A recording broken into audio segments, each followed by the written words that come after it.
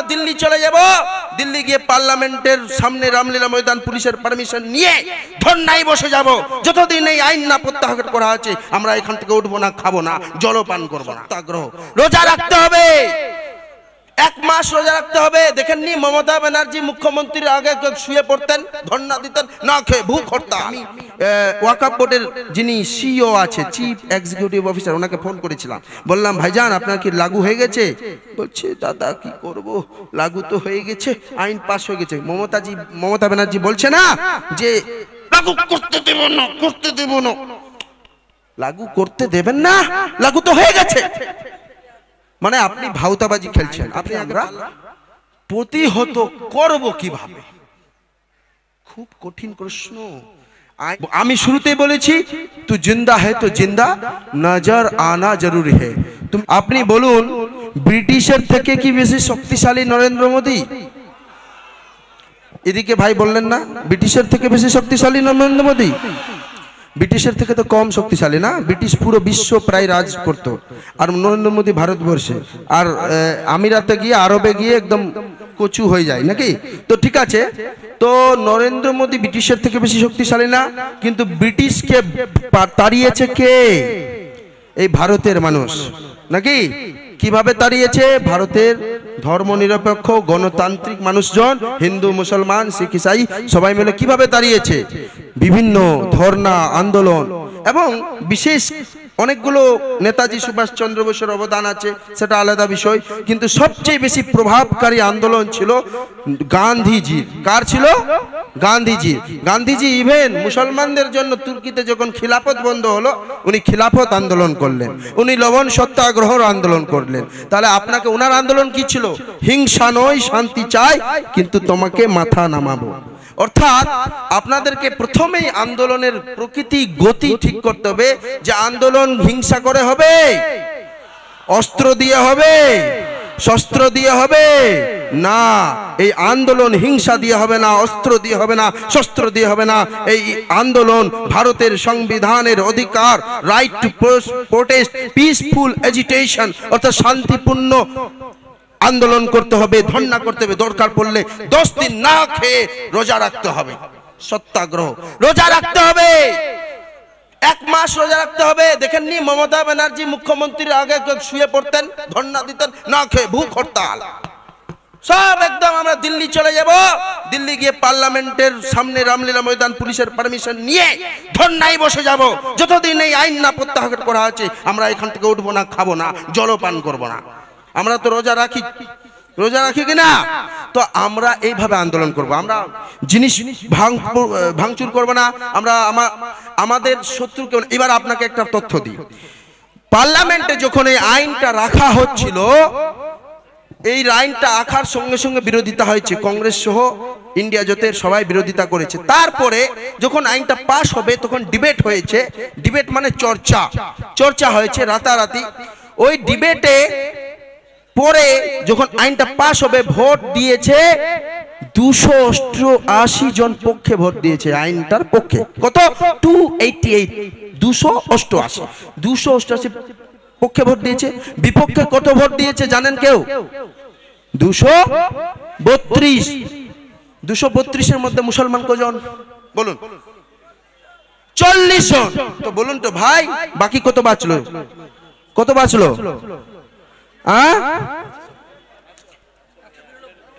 192। তো 192 আমার হিন্দু ভাই, আমার খ্রিস্টান ভাই, আমার শিখ ভাই সবচেয়ে বেশি ভোট দিয়েছে। দিয়েছে কিনা? তাহলে হিন্দুরা কি আমার শত্রু? না। খ্রিস্টানরা আমার শত্রু? না। ইভেন আপনাকে তথ্য দিই, আরএসএসের একটা পত্রিকার নাম হচ্ছে অর্গানাইজার। কি পত্রিকা? অর্গানাইজার।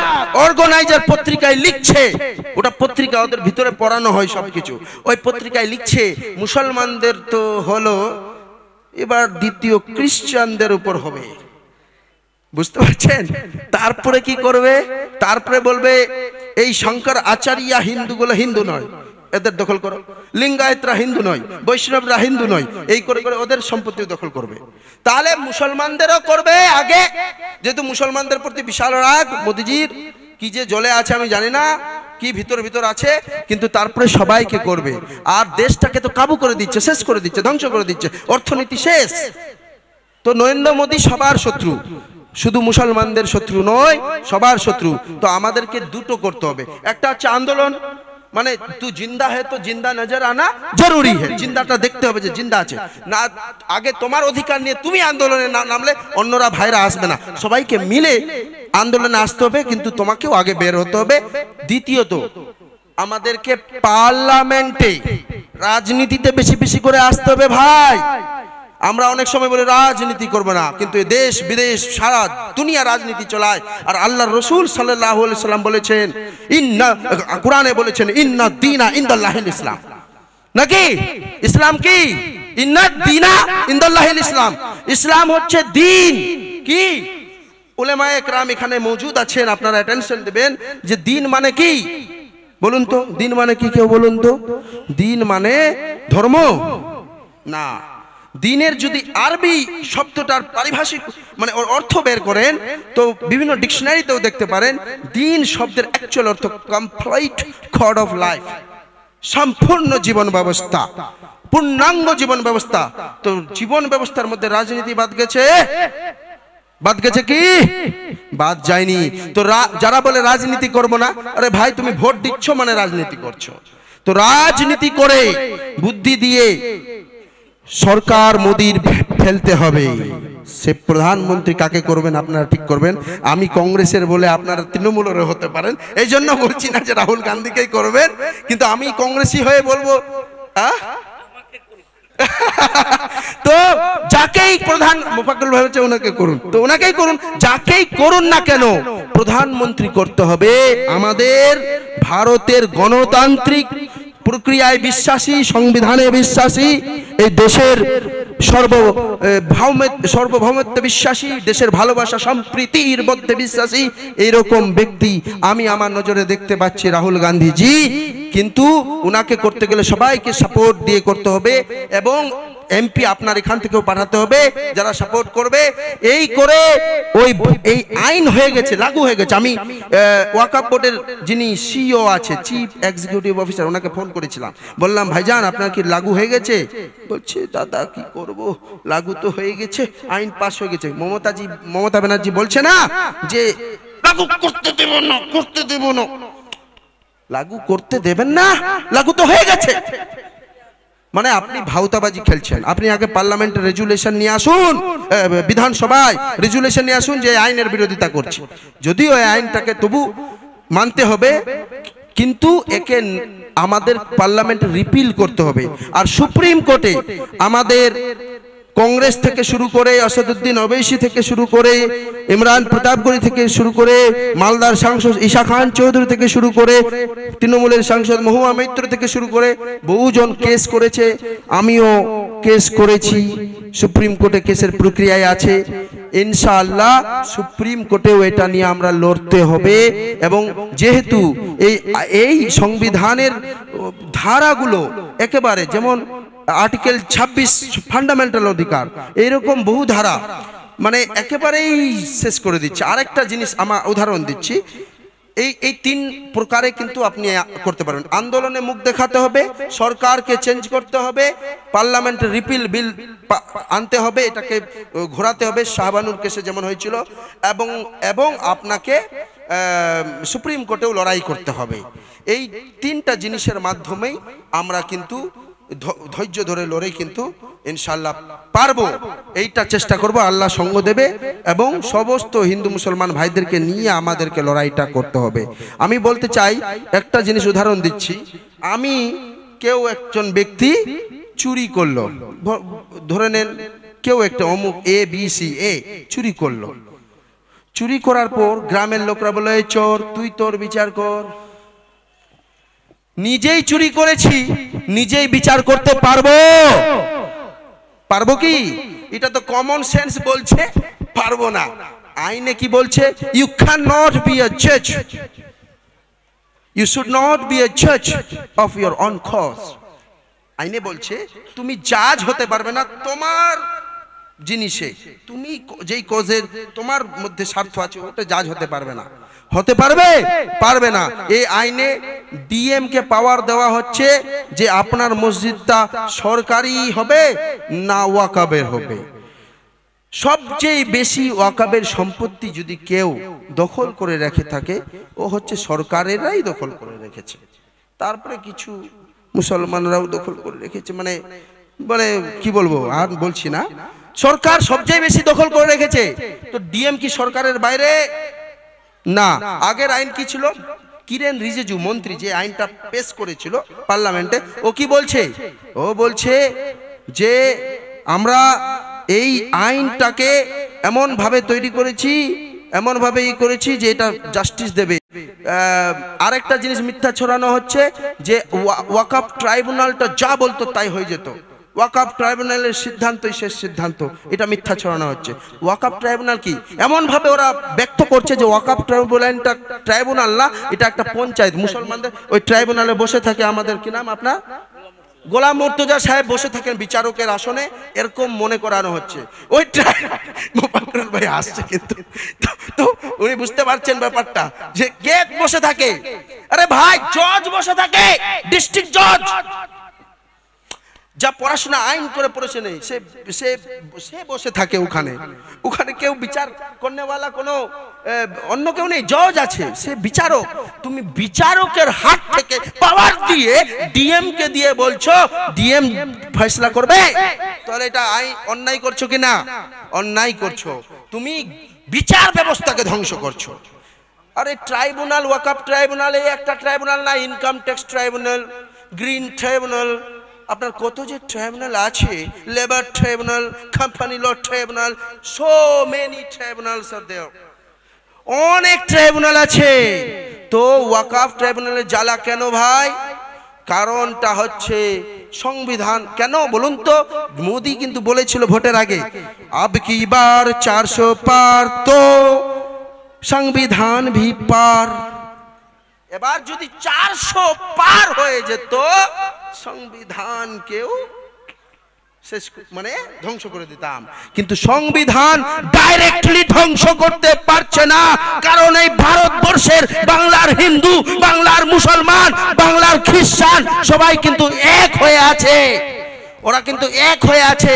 এই মাটিতে আম্বেদকরকে যখন বি.আর. আম্বেদকর যে সংবিধান রচয়িতার মেন ছিলেন ড্রাফটিং বডিতে, সেই বি.আর. আম্বেদকরকে পানি খেতে দেওয়া হতো না। কেন? সে মুচির সন্তান বলে খেতে দিত না, অত্যাচার করেছিল।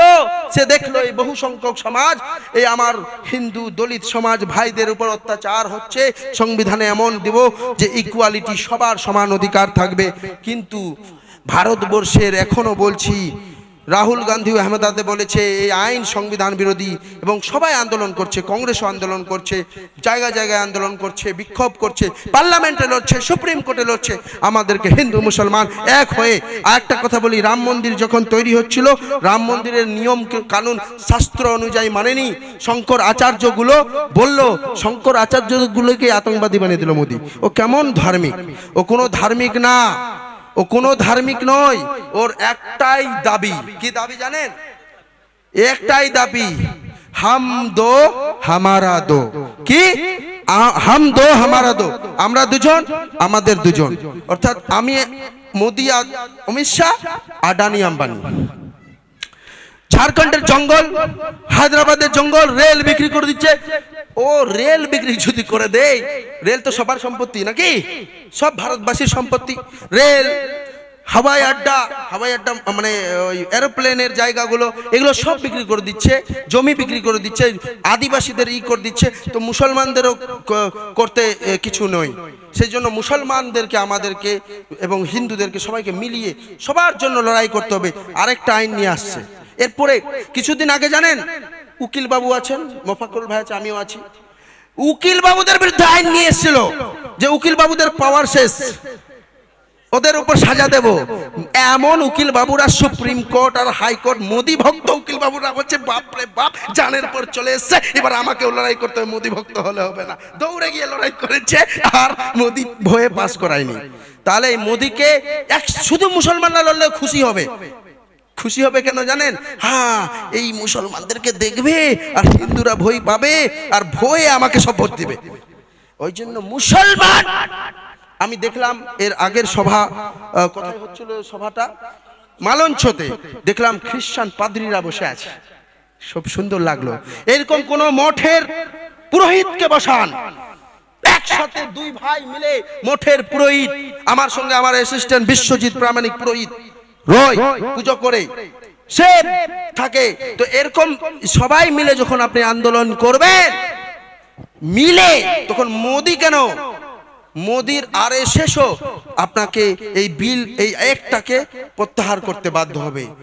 আমি শেষ করি ভাই নাকি না? ঠিক আছে, তো আমি এটাই বলতে চাইছি যে আমাদেরকে লড়াই করতে হবে একসাথে, ভালোবেসে, প্রেম দিয়ে, হিন্দু মুসলমান সবাইকে নিয়ে। এটা সংবিধান বাঁচাও, ভারত বাঁচাও। আমি বলবো সংবিধান বাঁচাও, আপনারা বলবেন ভারত বাঁচাও। সংবিধান বাঁচাও, সংবিধান বাঁচাও। আমি বলবো ভারত বাঁচাও, আপনারা বলবেন সংবিধান বাঁচাও। ভারত বাঁচাও, ভারত বাঁচাও, ভারত বাঁচাও, বাঁচান। আমি বলবো হিন্দু মুসলিম ঐক্য, আপনারা বলবেন জিন্দাবাদ। হিন্দু মুসলিম ঐক্য জিন্দাবাদ। ও না, হিন্দু মুসলিম ঐক্য যেন ঐক্য থাকে, কি বলে ওটাকে ভাই ভাই, হিন্দু মুসলিম ভাই ভাই, হ্যাঁ ঠিক, হিন্দু মুসলিম জোরে বলুন, হিন্দু মুসলিম মোরা এক প্রিন্টে দুটি কুসুম, হিন্দু মুসলমান, হিন্দু তাহার নহনমণি, মুসলিম তাহার প্রাণ। এই কবি সাম্যের কবি কাজী নজরুল ইসলাম বলেছেন হিন্দু মুসলমান ভাই ভাই আমরা আপস। আর একজন শায়ের বলেছেন যে হিন্দু মুসলিম শিখ ইসাই আপস মে হে ভাই ভাই। তো আমরা সবাই ভাই ভাই, আমরা ঐক্যের ডাক দেব একসাথে। আমি হিন্দু ভাইদের বলবো, প্রচুর ওরা লড়াই করতে চাইছে, তারা সবাই মিলে যেন আসে, একসাথে আমরা লড়াই করব, এই আন্দোলন করব, সুপ্রিম কোর্টে লড়বো, পার্লামেন্টে মোদিকে হারাবো, আগামী দিনে ভোটে হারাবো, হারিয়ে আমরা ভারতবর্ষকে আবার নতুন ভাবে ভারতবর্ষের সংবিধানকে আমরা বাঁচানোর কাজ করব। সংবিধান বাঁচাও, ভারত বাঁচাও, ভারত বাঁচাও, সংবিধান বাঁচাও, ভারত বাঁচাও, संविधान बचाओ। আমি শেষ করতে চাইছি যে सरफरोशी की तमन्ना अब हमारे दिल में है, देखना है जोर कितना बाजू एक कातिल में है। नारा